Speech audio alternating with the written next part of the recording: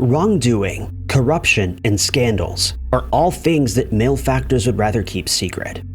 So when prying eyes come poking around, all defenses come up, resulting in unexplained disappearances and suspicious homicides.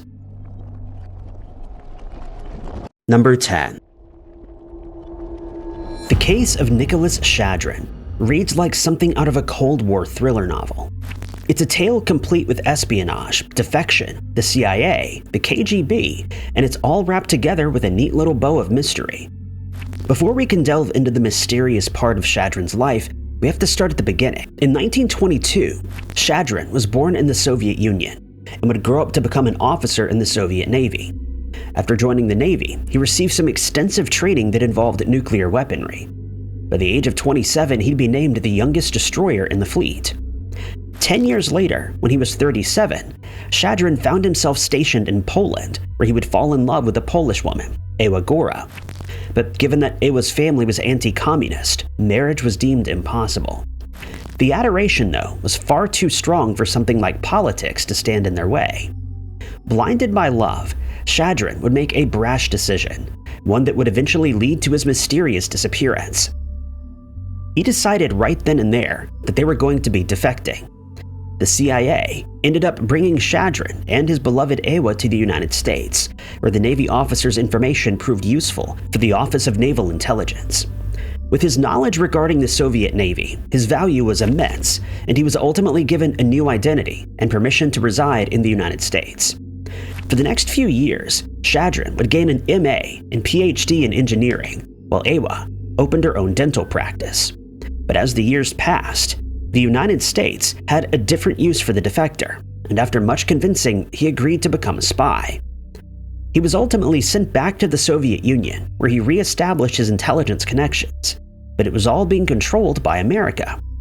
Shadron's mission was to feed Soviets disinformation while also gathering secrets that he would send back to the United States Defense Intelligence Agency. This, of course, was a dangerous game.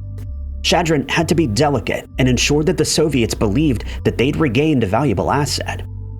For some time, this role as a double agent was working as it should, but as tensions began to mount, the situation also grew perilous. The Cold War was raging on. Shadron was placed on another assignment that would send him to Vienna, Austria in December of 1975. The KGB had been putting pressure on Shadron to meet face-to-face, sending fear through the CIA, ONI, and Defense Intelligence Agency. ONI were still Shadron's handlers, but according to the CIA, they were doing a poor job at it. After the CIA warned ONI not to let Shadron meet with the KGB agents, they let it happen anyway.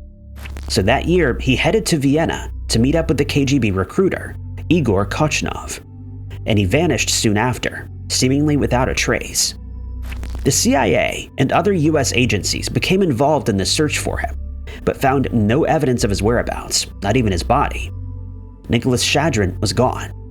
KGB agents would later claim that they had kidnapped the double agent using chloroform, but something went wrong and he suffered a heart attack, and they claimed it was all an accident. Number 9. If the name Broch conjures up imagery of candy corn, chocolates, nougats, and caramels, it's probably because you heard about the mysterious disappearance of Helen Broch, who inherited the E.J. Broch & Sons Candy Company. It started up in 1904 and was responsible for 2/3 of the bagged candy being sold in the United States. It was also the largest candy company manufacturing plant in the world. The company was inherited by Frank Broch, the son of the founder, who then sold the company to American Home Products Corp. for $1.1 billion in today's money. During his time as the owner of the company, Frank would lay his eyes on a red-haired Appalachian woman named Helen, with whom he would quickly marry. After having sold the company, Frank retired, and upon his passing, Helen received his share, which totaled $160 million. For the next few years, as a millionaire widow, she would drive around her pink and lavender Cadillacs and donate generously to animal welfare organizations. 3 years after Frank's passing, Helen seemingly got back into the dating game, and in 1973, she was introduced to a man named Richard Bailey. The two met each other at a dinner party, and Bailey, who was 20 years her junior, would shower Helen with flowers and attention. They soon became a regular pair in social circles. But Bailey and his crooked buddies just couldn't resist cheating her. They did this by purchasing 3 rundown racehorses for just $18 and reselling them to the candy lady for $98,000. When Bailey tried to sell her more horses the next year, Helen understandably grew suspicious. If there was one thing that the woman hated, it was being cheated. As suspicions grew, she decided to hire an independent appraiser who ultimately confirmed that the horses she'd bought from Bailey were worthless. Angered by this discovery, Helen began making threats, suggesting she was going to go to the district attorney and reveal the racehorse fraud scandal. Reportedly, a friend had encouraged her to do this, and she agreed, claiming that she'd proceed with legal action when she returned from a hospital checkup. Helen ended up booking into the Mayo Clinic, located in Rochester, where she would undergo a week of tests. Once declared healthy, she checked out and headed to the clinic's buckskin shop. Working at the cash register on that day was Phyllis Redolin, who recalled Helen's rushed tone when she instructed the cashier to hurry up and that her houseman was waiting. On the 17th of February, 1973, the woman stepped out of the buckskin shop and was never seen or heard from again. The houseman that she'd been referring to was a man named John Matlick, who was hired by Frank some years earlier as a handyman of the Glenview estate. He was also a chauffeur for the couple. Matlick had previously been incarcerated for alleged aggravated robbery, which may not have been known to the Brochs. The houseman would wait a harrowing 2 weeks before he would report Helen missing. He would tell the police that he had picked her up at O'Hare International Airport on the 17th and drove her home, where she allegedly stayed all weekend. That Monday, he alleged that he drove the missing woman to the airport so she could travel to the recently purchased Fort Lauderdale condo, but she would never arrive there. There were holes present in the driver's story, of course. The clerk at the Mayo Clinic in Minnesota distinctly recalled that Helen had left the area on the 17th and claimed that her houseman was waiting for her. There was also no indication that Helen was ever at the airport, bought a ticket, or boarded any plane. Matlick denied being involved with the disappearance, so police turned their sights on Bailey, who was still defrauding people. He too threw his hands up, maintaining he had nothing to do with the disappearance either. But in 2004, when Joe Plemons began investigating the case, he implicated 11 people, including Matlick. Among the 11 people were also notable bad men of Chicago's horse racing world, such as Silas Jane, who was imprisoned for a homicidal plot against his brother George. Jane owned a farm from which he sold worthless racehorses to Bailey, making him part of the defrauding scheme. Many believe he likely had a hand in Helen Broch's enigmatic disappearance. Number 8. Paris may look like the most unlikely place for a crime scene, but Medi Ben Barka found it to be the very locale of his unforeseen kidnapping. Though safe enough to enjoy a meal, Brasserie Lip was not safe enough for a snitch. Barka was born in Morocco, where he became a revolutionary politician, becoming a speaker of the National Consulate Assembly. By 1959, he'd leave the party and founded the left-wing National Union of Popular Forces, and was beginning to be considered as the next possible president for the Republic of Morocco. During the very brief 1963 war between Morocco and Algeria, though, Barka sided against his own country, leading to his exile. Barka moved to Paris, where he became the leader in exile of the opposition of King Hassan II. While he was being accused of an assassination plot against Hassan, the political activist also found himself being accused of other frowned-upon activities, such as spying. According to Cold War files, Barka may have been a spy, citing his close relationship with the feared Czechoslovak security service. Serving as evidence for this narrative were the substantial payments he was allegedly receiving from the STB. Barka, according to a professor at Charles University in Prague, Dr. Jan Kora, was a fighter against colonial interests, but was also a man playing for several sides. The activist knew a lot of information that was viewed as incredibly valuable, especially in the time of the Cold War. In actuality, Barka was an opportunist who knew too much and was playing a dangerous game. Despite his family's denial, the activist was alleged to have been involved in espionage activities, where he swapped information for monetary exchange. Following his exile and move to Paris, Barka would form a close relationship with the STB and even met its senior spy there. Spies in Prague were hoping that this prominent Moroccan independence leader would provide them with crucial information. They didn't just want information on confidential political developments, but wanted to know about the thinking of Arab leaders. But while he was spying for the STB, it seemed that Barka also had ties to the CIA in America, which didn't stay well hidden. When confronted about his connection to the CIA, though, the politician always denied it. In 1963, Barka was making regular visits with Medi Ben Barka and reportedly gathering information in Cairo from senior Egyptian officials. This information would go on to help Soviet negotiations during the visit by the Soviet premier. The reports made by Barka reached Soviet intelligence, and he was subsequently rewarded greatly with a holiday to a Czechoslovakian spa. So it now becomes clear that Barka was exposing secret information between several rivals. For his role in espionage activities, it appeared that he began to make some political enemies. The fateful day of Barka's disappearance came on the 29th of October 1965, 2 years after he was exiled. While he was waiting outside, allegedly meeting up with some in an apparent trap set out by the Moroccan Secret Service and the French police, he was supposedly snatched up, kidnapped, and made to disappear. The story alleges that he was taken to the outskirts of Paris and handed over to Moroccan agents. With no sightings, confirmation, or body, the whereabouts of Medi Ben Barka remain unknown. Number 7. Jay Fry was a Kroger grocery store produce manager and a Lincoln bait shop owner who didn't think that he'd be slaughtered for witnessing a petty crime. A man named Russell Smerecker headed to Jay's workplace, where he would allegedly steal 3 steaks from the store. As he attempted to make his getaway, the store employees confronted him, which ultimately led to his arrest. In the parking lot was Ruth Martin, who witnessed the exchange between Smerecker and the store employees. Given that she was a bystander, she was placed on the witness list too, alongside Jay. The shoplifting endeavor was worth nothing more than $4, but it was still a crime that needed justice. For just $4, it seemed that Smerecker went on a spree to ensure the silence of his accusers. He'd be convicted of the slayings of Jay and his wife, Robin, but evidence was lacking when it came to the bystander, Ruth. The 51-year-old was scheduled to testify against the assailant, but before she could reveal what took place that day, she would mysteriously disappear. Ruth was last seen at her home in Lincoln, Illinois on the 2nd of June, 1976.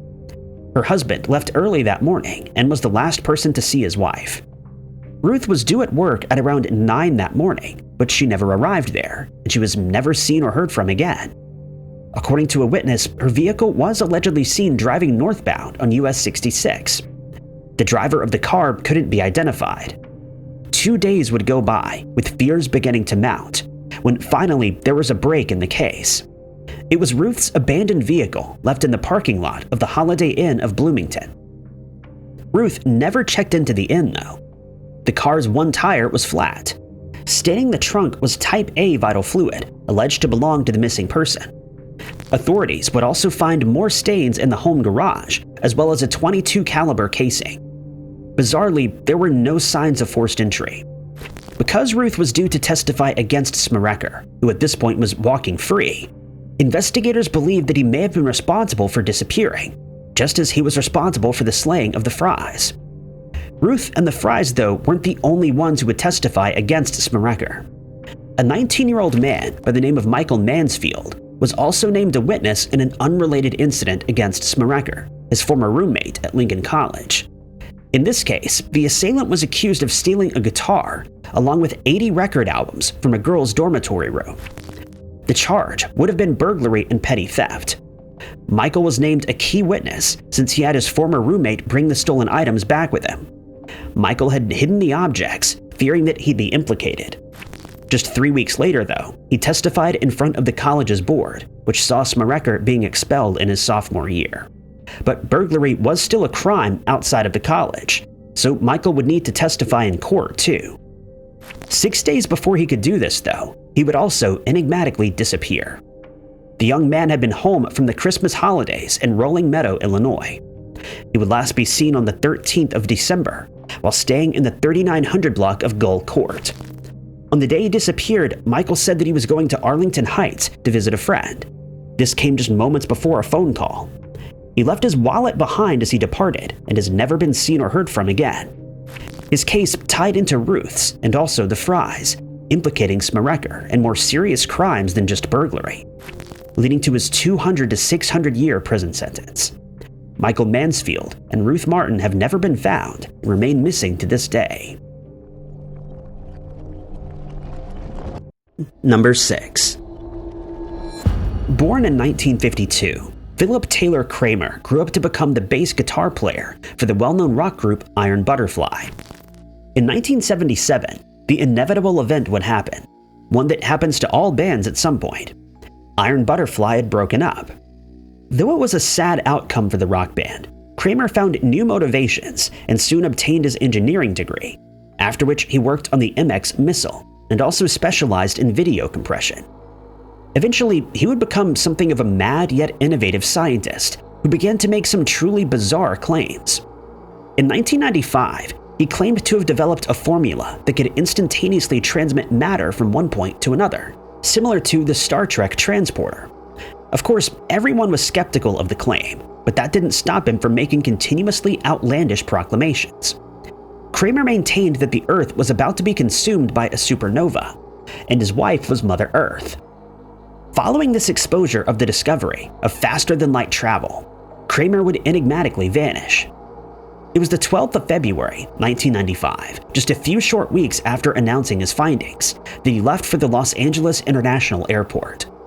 He was supposed to be picking up his wife and a business associate there, but never arrived. Instead, he called his wife, telling her that things had changed. He then began to call other family members and friends before eventually dialing 911.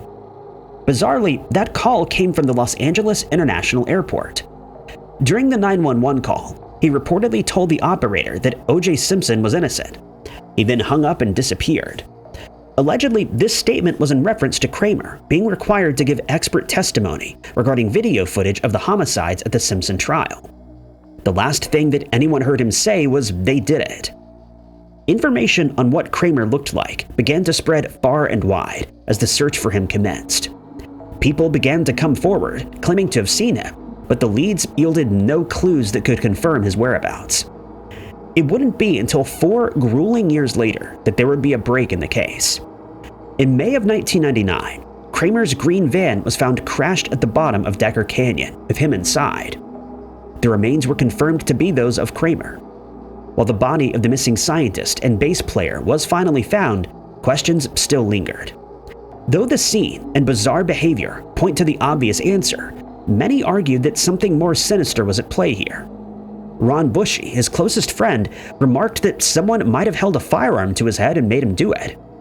Rumors were plentiful, with some suggesting that alien abductions were involved, or that the CIA was trying to silence him following his alleged discovery. Number 5. 3 Bullets Sealed His Lips was the title of a book written by Bruce A. Rubenstein and Lawrence E. Zuvach. The book was based on a true story, and the lips they were referring to were those of State Senator Warren G. Hooper. During the 1940s, political corruption was running rampant through the state of Michigan. It wasn't out of the norm for politicians to accept monetary bribes in exchange for votes. Hooper would find himself entangled in a web of conspiracy, politics, and corruption. The senator unfortunately accepted a bribe to alter a horse racing bill. For unknown reasons, he decided to admit to his error, confessing that he'd received a $500 bribe for his vote. Ultimately, Hooper would be offered immunity, but only if he agreed to testify in front of the grand jury as a witness. His testimony, though, would directly impact former state treasurer, prominent Republican and millionaire Frank McKay. McKay had been the subject of 3 grand jury probes starting in 1940, and the jury got exactly what they were hoping for following Hooper's confession: someone to testify against him. It was the 11th of January, a bright yet cold 1945 day.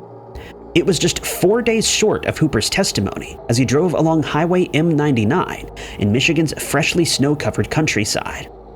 He was leaving his Lansing office, heading home to Albion. At some point, though, during this drive, another car, driven by an unknown figure, would force him into the opposite lane. Luckily, due to the brutal cold spell, the roads were empty, but whether there were cars or not, Hooper's fate was sealed. As he skidded to a stop, partially stopping on the snow-covered pavement, the driver's side door was yanked open. Supposedly, a firearm would be pressed to his head as he was forced into the passenger seat. His hat was pulled over his eyes, and a cigarette, investigators believe, dropped from his mouth, starting a small fire. Still, it wasn't the fire that would end him. Before he could even muster a thought, a bullet rang through his left cheek, another lodged itself behind his ear, and the last shattered through his head. The assassin made a run for it, and Hooper was left red-stained in his car. Later that day, a feed elevator operator drove by, and that's when he discovered the gruesome scene. Rumors began to circulate about an alleged Purple Hill gang leader bribing a deputy warden. The claim suggested, under the orchestration of McKay, they bribed the warden and were temporarily let out of prison. They assassinated Hooper before supposedly returning to the prison, establishing a bulletproof alibi. Despite the rumors, investigations, and supposed convictions, the full extent of the plot couldn't be established, leaving Hooper's case a mystery, and with many wondering if it truly was done to keep him silent. Number 4. The name David Kelly may sound familiar to some. That's because he was a British scientist and biological warfare expert, who the British Military of Defense employed.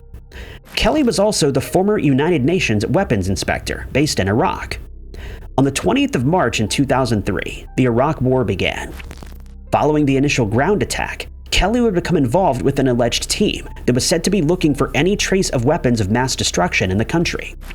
It was clear that this scientist was seeing a lot, most of which many would have rather kept confidential. After he analyzed some photographs of 2 supposed mobile weapon labs in Iraq, Kelly was not pleased with the results. He realized that Iraq was not creating biological weaponry. So, in response to his discovery, he arranged to meet with the Observer, who named him as a confidential source to their article that stated the following, saying, quote, "A British scientist and weapons expert who examined the trailers in Iraq said they are not mobile germ warfare laboratories." The article goes on to stress how Iraq is not making biological weapons. In May of that same year, he would also go on to meet with BBC journalist Andrew Gilligan, who, using information provided by Kelly, would also publish a slew of articles regarding the British government's alleged documents of Iraq's weapons of mass destruction.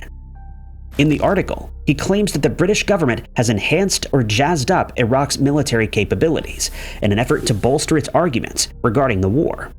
But Gilligan would make a fatal mistake. He quoted his source, David Kelly, as being the one to identify the Prime Minister's Director of Communications and Strategy, Alastair Campbell, as being responsible for the alleged suppressions. Campbell was the one to suggest that Iraq could deploy its weaponry in no more than 45 minutes. According to Kelly, this was entirely false.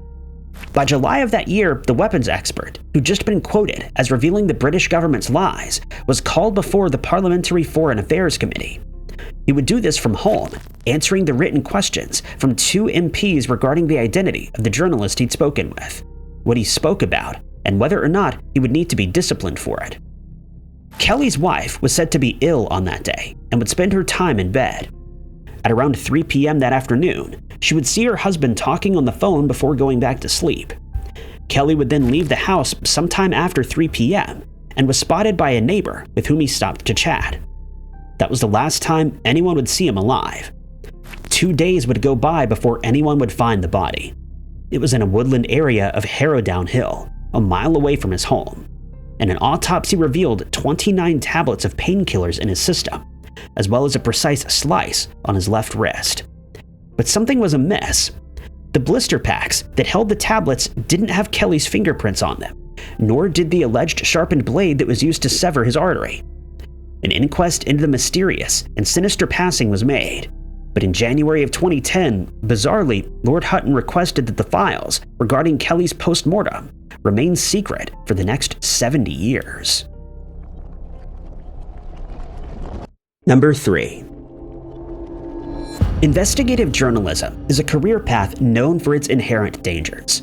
Those who choose this path find themselves lingering in the depths of the most sinister aspects of society, from corruption to lies and conspiracy to covert operations. It comes as no shock that there are many entities in our world that would rather not have these journalists poking around and inevitably revealing the unkind truth that would cost them millions. Gary Webb was one man who followed this very risky career path. The American investigative journalist became a Pulitzer Prize winner, alongside several other journalism awards. He'd worked for the Kentucky Post and the Plain Dealer in Cleveland, but it would be his investigative efforts during his time with the San Jose Mercury News that would really gain him a national profile. While working for Mercury, Webb released a 3-part investigative series called Dark Alliance, which exposed a very corrupt system and placed the journalist in harm's way. Dark Alliance is a 20,000-word series that alleged connections between the CIA, the United States-backed Contra Army that sought to overthrow Nicaragua's government, and finally, narcotics traffickers. Webb's writing alleged that the Nicaraguan traffickers were selling and distributing narcotics in LA during the 80s.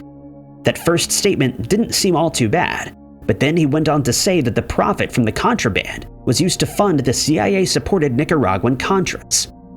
Though the journalist never claimed that the CIA was directly aiding in narcotics deals to raise money for the Contras, he did posit that the agency was fully aware of the narcotics transactions, as well as the large shipments of them flooding into the United States, orchestrated by the Contras.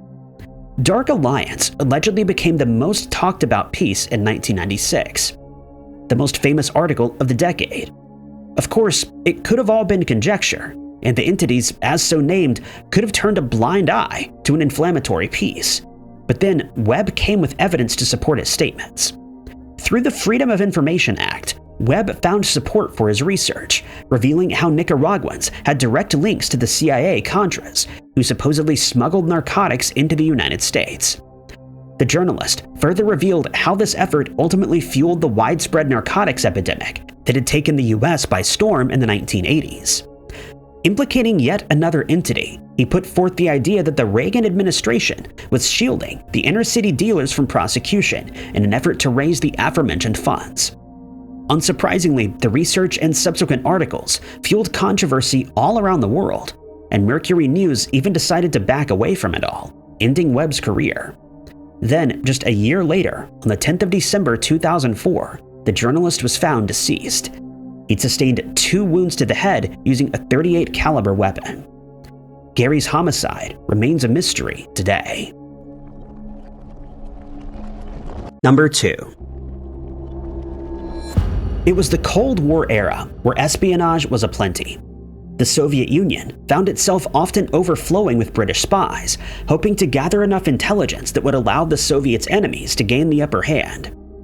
A man who went by the name of Buster Crabbe found himself becoming one such spy.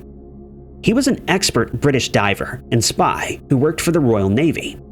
Following the outbreak of the Second World War, Crabbe was sent to Gibraltar, where he would work with the Mine Disposal Unit. During his time working in the disposal unit, he would take an interest in diving and become a member of a group of underwater clearance divers.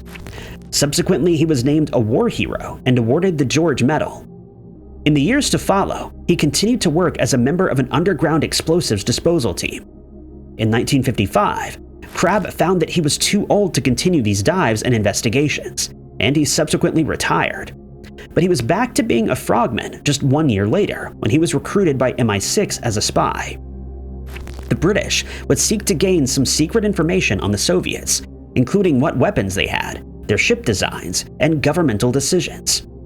Given his diving abilities, Crabbe will be placed in the water as a spy, specifically to document the makeup and design of one of the Soviets' war cruisers. Keen for this to be his final mission, Crabbe agreed at just before 6 a.m. on the 19th of April in 1956. He departed the Sally Port Inn in Portsmouth. His minder was an American man named Bernard Smith, who accompanied him over to the HMS Vernon, the Royal Navy's dockside compound. In the crisp mist of the early morning hours, the two would meet with diving officer Lieutenant George Franklin, who agreed to help Crabbe on his clandestine mission, arranged by the British Secret Intelligence Service. The plan would be for the diver to dive underneath the cruisers, which had been docked in Portsmouth Harbor. He was required then to photograph the keel, rudder, and propeller of the vessel. The British were seeking to understand the workings of the Soviet vessels, including the anti-submarine warfare equipment attached to their hulls. But during this time, spying was temporarily out of the question, solidified by Britain's Prime Minister, Anthony Eden, who was on a Cold War charm offensive. It became clear, though, that someone hadn't gotten the message, and on that morning, Franklin and Crabb were escorted to a small launch within swimming distance to the vessel.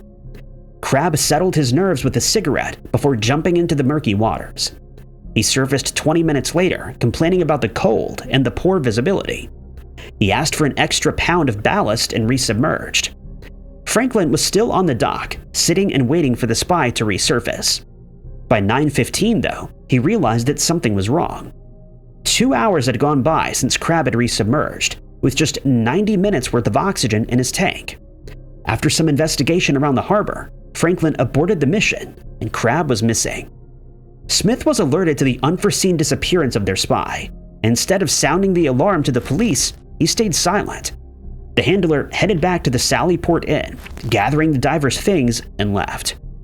Crabb was never seen again, and more than 60 years later, questions still remain. Number 1. Valentine B Smith was a musician and the son of a Deutsche Bank executive. Following his father's passing, the 45-year-old would gain access to his email account and found something truly disturbing. There were hundreds and hundreds of files relating to the bank. Specifically, there were board meeting minutes, financial plans, spreadsheets, presentations, and all the necessary bank-related things that a bank executive would need. But these documents told a pretty disturbing story that Broiksmith was eager to expose. He sent the documents to federal agents and even an investigative journalist who blew it all into the open. The bank statements were referring to the Deutsche Bank money laundering scheme, its alleged dealings with Russia, and the supposed involvement of the Trump Organization. Broiksmith was now a whistleblower of a rather involved and confidential conspiracy. The exposure highlighted this very conspiracy, and it ultimately placed the whistleblower directly in harm's way. The exposure led to an alleged extensive investigation into the ties between the institution and Trump. The documents ultimately helped the FBI probe into the bank, even though Broiksmith was being named a conspiracy theorist who came with his far-fetched theories. Amid the chaos of the exposure, in April of 2021, the whistleblower would mysteriously disappear. He was last seen at 4 p.m. on the 6th of April, driving his red Mini Cooper near Riverside Drive, Griffith Park.